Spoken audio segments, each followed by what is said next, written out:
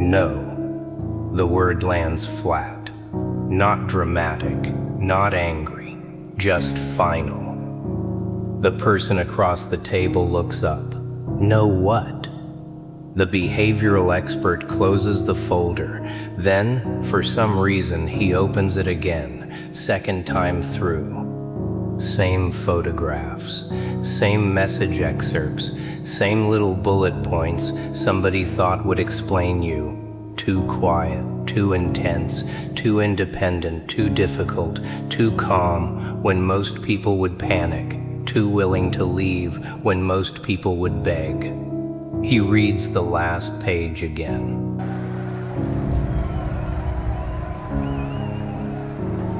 Then pushes the file back across the table. No, I'm not going to explain this person for you. That is the moment the room changes, because they did not bring him in to be confused. They brought him in to make you simple, and he refused. Oh, this is almost funny. They spent all that time building a clean little story about you, a manageable story. The kind you can repeat over coffee without choking on the contradictions. You were emotional. You were cold. You cared too much. You didn't care enough. You were weak for staying. You were cruel for leaving. Beautiful. 6 accusations, 3 contradictions, 0 curiosity. And somebody finally handed the whole mess to a person whose job, at least in this story, is to notice patterns instead of personalities. He doesn't ask whether you are good. He doesn't ask whether you are bad. He asks a much worse question. Does any of this actually fit the behavior? Nobody likes that, because stories are easy when nobody checks the seams. This one has seams everywhere. A note says you couldn't handle conflict. Then there's a message showing you stayed in a hard conversation for 93 minutes while everybody else dodged the actual issue. Another page says you were impulsive. Then the timeline shows you waited 7 months before making the decision they still call sudden. Someone wrote that you needed attention. Then half the record is you quietly disappearing from places where attention was available. That is not a profile. That is a pile of people describing how your boundaries felt to them. Different thing. And once the expert sees that, he slows down, not because you are some impossible creature from another planet, because the easy explanation keeps insulting the evidence. That's where this gets interesting. He asks who wrote the notes. Nobody answers quickly. He asks who was actually present for each event. The answers get messier. He asks why 3 different people use the exact same phrase to describe you. World will remember this day. Now somebody starts tapping a pen. Tiny sound. Tap, tap, tap. You know that sound, the little rhythm people create when a simple question gets too close to an expensive answer. And the expert keeps reading. You were unpredictable. Okay, unpredictable how? You stopped responding to the same behavior the same way. That isn't unpredictability, that's learning. You were hard to read. Hard to read by whom? The people who kept assuming silence meant agreement? The people who thought patience meant permission? The people who believed your kindness came with an unlimited warranty? Of course you became hard to read. They were reading an old edition. You had already changed the text. Here's what they never understood about you. You did not become complicated overnight. You became less available to simple explanations. There is a difference. They thought you were quiet because you were intimidated. You were quiet because you were listening. They thought you were patient because you couldn't decide. You were patient because life had taught you that people reveal more when you stop rushing to fill the silence. They thought you walked away because you lost. You walked away because you finally noticed the game had no prize. That last one bothers them. It always does. People can handle anger. Anger still wants engagement. People can handle arguments. Arguments still keep everyone in the same room. What they struggle with is the moment a person looks at the whole setup and thinks, you know what? I don't actually need to win this. And leaves. No explosion, no grand speech, no perfect final line, just gone. That kind of exit makes insecure people invent motives because the real motive is too insulting. You simply had enough, not enough in the cinematic sense. Enough in the Tuesday at 6:40 p.m. sense, enough of explaining the same thing, enough of seeing the same disrespect come back wearing a different shirt, enough of hearing "that's not what I meant" from people who were never interested in what their behavior actually did. Enough of hearing "you're too sensitive" from people who somehow became extremely sensitive the second consequences reached them. I read it was a guy in full makeup. No, it says right here it was a mask. Either way, I think it's good for business. That kind of enough. Human enough, boring enough, real enough. The expert sees something there. He doesn't call it genius.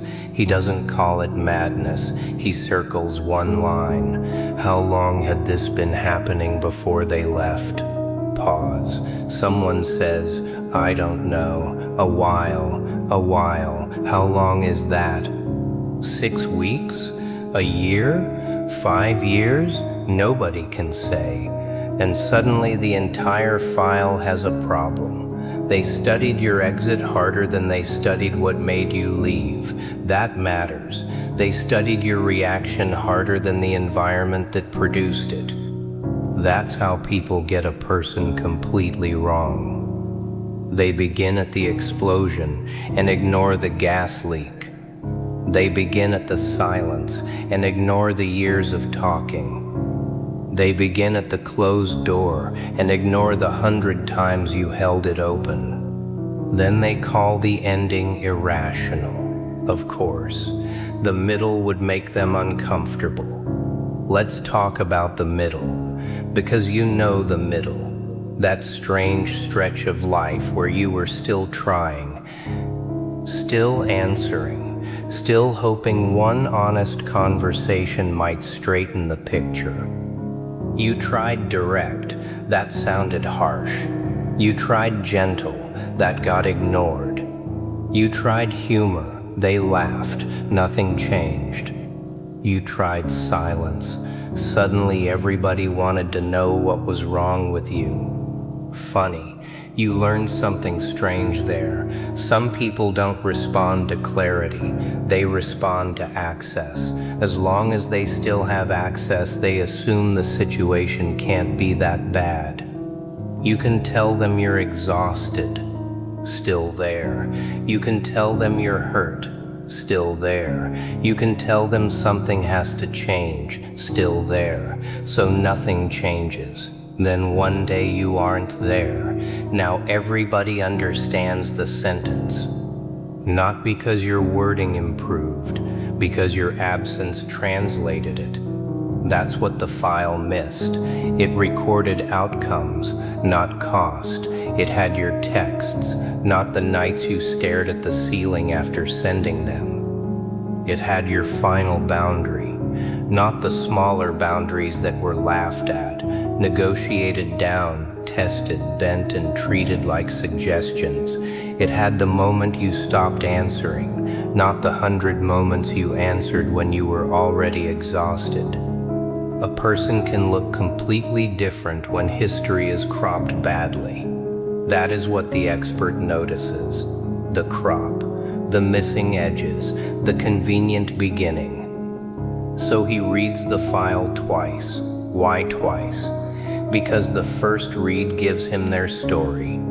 The second read gives him the pattern. First read, you are difficult. Second read, everybody describing you seems to want more access than accountability. First read, you are inconsistent. Second read, your behavior changes depending on whether the person in front of you respects your limits.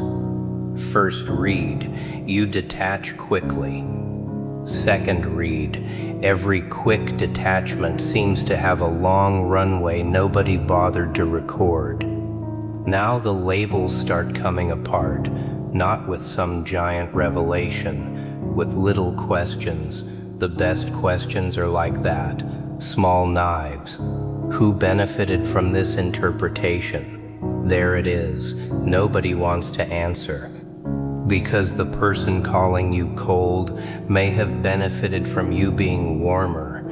The person calling you selfish may have benefited from you overgiving. The person calling you unstable may have benefited from nobody taking your complaints seriously. The person calling you difficult may have benefited from every room assuming they were easy. I forgot to punch out.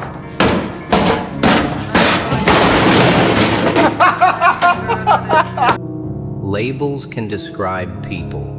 Labels can also protect people. Depends who is holding the pen. The expert turns another page. There is a message from you. It's fine. They used that, didn't they? See? You said it was fine. Except 3 lines later, you explain exactly what wasn't fine. Nobody put those lines in the summary. Interesting. Then another message. You apologize. They underlined that part. Proof you knew you were wrong. Except what did you apologize for? Your tone, not your boundary. You said, I shouldn't have said it like that. You did not say, I shouldn't have said it. Tiny difference. Until somebody tries to build your entire character out of it. Then it becomes everything. This is where the room starts losing confidence.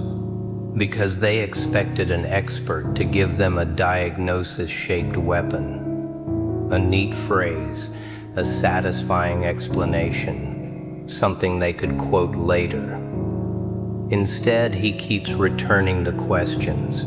Who started the pattern? Who changed the story?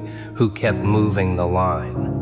Who decided your reaction mattered more than what you were reacting to? And after the second read, he says no. Not, no, you're perfect. That would be ridiculous. Not, no, everybody else is evil. Life isn't a children's book. He says no to the assignment. No, he cannot reduce you to the villain they ordered. No, the evidence does not support the confidence. No, a human being does not become understandable just because somebody stapled 12 adjectives to a timeline. That no is heavier than a compliment. Compliments can be emotional. A refusal can be structural. The frame itself is wrong, and now the people who brought the file have a problem. Because if the frame is wrong, what else is wrong? The memory? The group consensus? The version they told new people? The certainty? Oh, certainty gets expensive when it starts cracking. You can watch people protect it with their whole body. Arms crossed, jaw tight.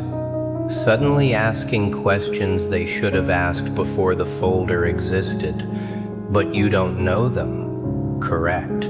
That's why behavior matters more than gossip. You weren't there. Correct. Neither were half the people who repeated the story. You don't know what they're capable of. There it is, the old move. When evidence gets weak, enlarge the invisible threat. But now that sentence doesn't work like it used to. Because someone else in the room asks, if they were so dangerous, why did they leave and stay gone? Silence. Again. There's another pattern. Not what you did, what you didn't do. You didn't keep coming back. You didn't organize a campaign. You didn't chase everybody down. You didn't need the room to collapse just so you could feel vindicated. You left. Then life kept going. That matters.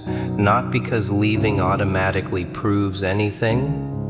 It doesn't. Because behavior over time matters more than one dramatic description. And over time, something becomes difficult to ignore.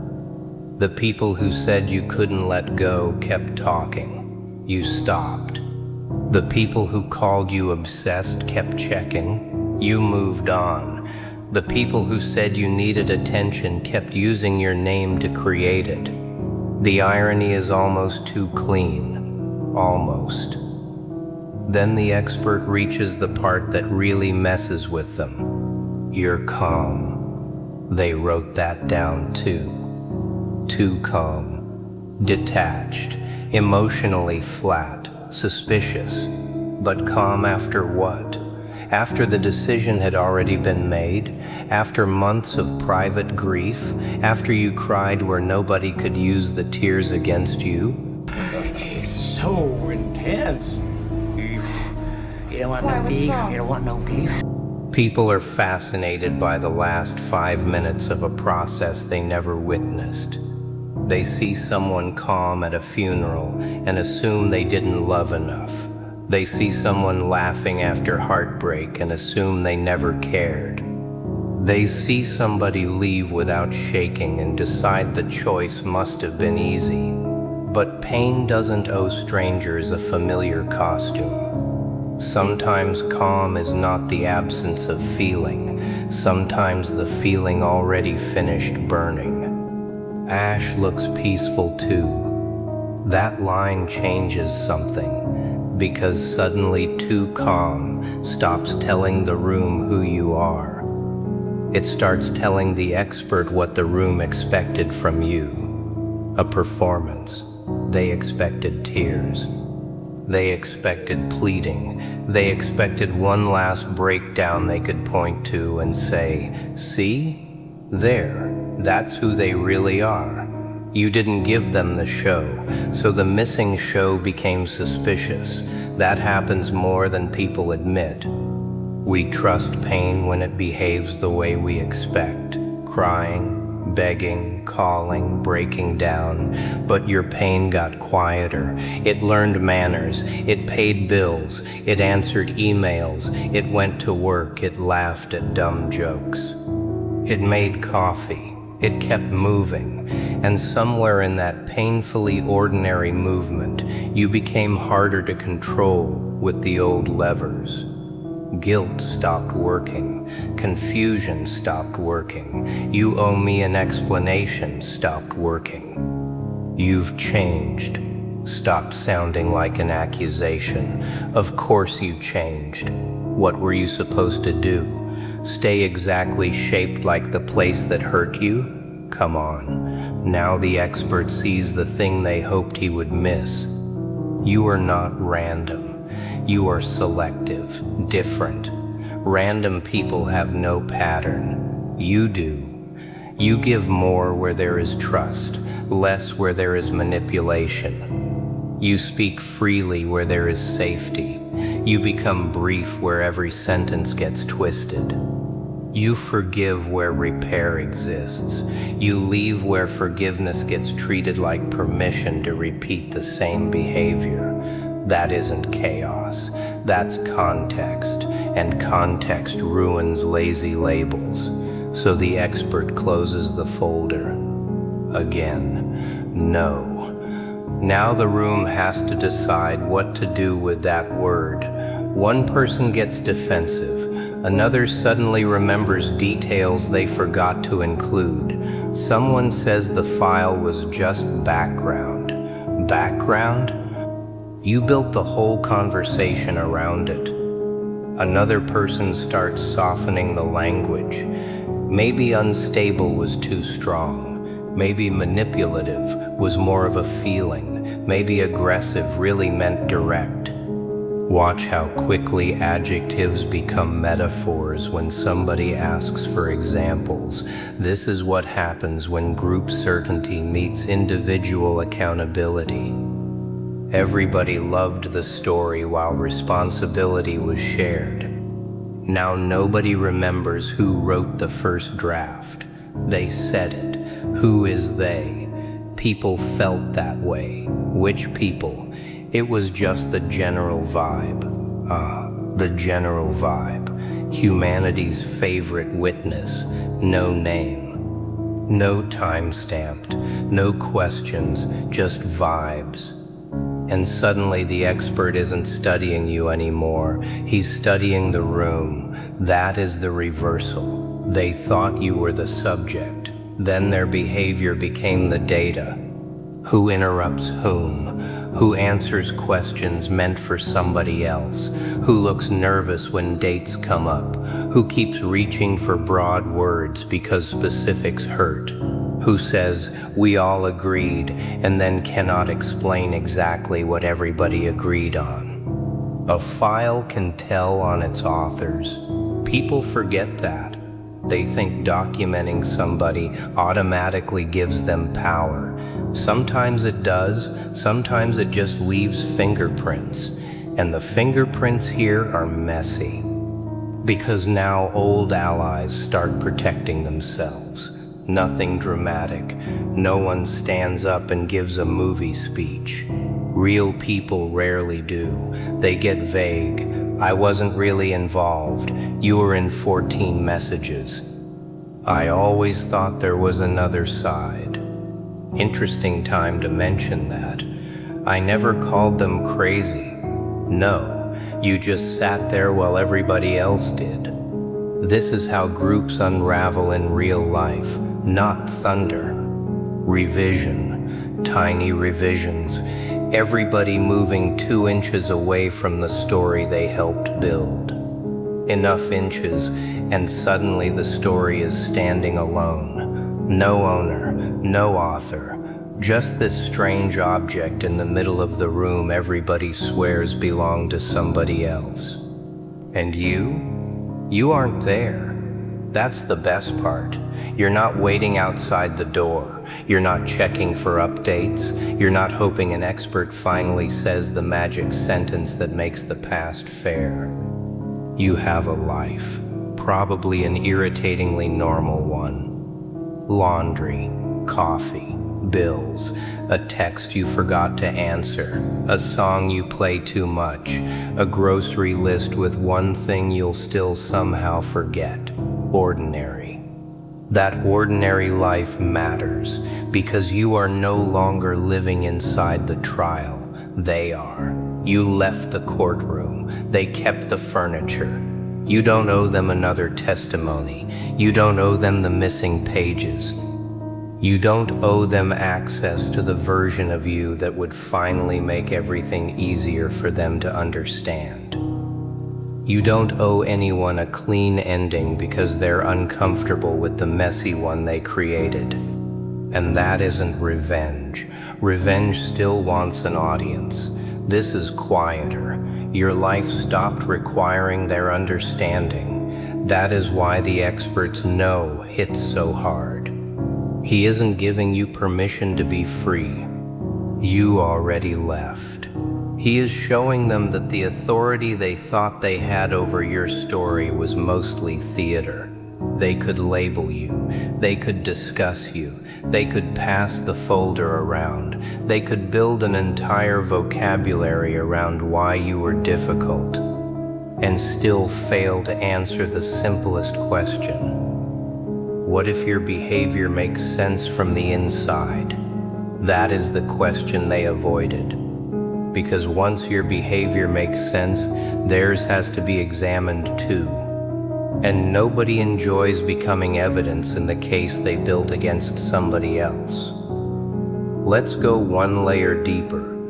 There is a reason certain people become impossible to explain with one adjective. Life trains contradiction into them. They learn to be soft without being available to everybody. They learn to forgive without reopening every door. They learn to care without chasing. They learn to notice danger without building a home inside fear. They learn that sometimes kindness means staying. Sometimes kindness means leaving. Sometimes love sounds like yes. Sometimes it sounds like no. Simple categories hate this. Good person, bad person, loyal, disloyal, strong, weak. But mature human behavior is irritatingly conditional. Healthy with whom? Loyal to what? Strong in which moment? Kind at whose expense? Those questions matter. You learn to ask them. That's why the file could not flatten you. It was trying to turn a moving human being into a mugshot. One angle, one expression, 1 second. But you lived before the picture. You lived after it. That is the missing data. The expert sees it. So he refuses the clean answer, and the refusal creates a new one, not about what you are, about what you are not. You are not the adjective somebody wrote after an argument. You are not the worst 5 minutes of your most exhausted year. You are not the role a group assigned you because that role kept everybody else comfortable. You are not required to stay recognizable to people who only understood the version of you they could use. That is why the second read matters. The first read is always the story. The second read is where somebody notices what the story needs them not to notice. The gap, the missing date, the repeated phrase, the convenient witness, the emotion treated like evidence, the silence treated like guilt, the boundary treated like aggression, the exit treated like proof, and then the whole thing shifts, not because you suddenly become innocent in every imaginable interpretation, because human beings are not court exhibits. They are context, history, thresholds, years nobody else saw. And once somebody reads you with context, the neat little villain they were promised keeps disappearing. So no, he will not explain you for them. He will not turn your complexity into their comfort. He will not hand them one little word that lets everybody stop thinking. He read the file once and saw the accusation. He read it twice and saw the architecture. And architecture tells you who built the room. Now they know. The folder closes. The pen stops tapping. Nobody asks a third time. No.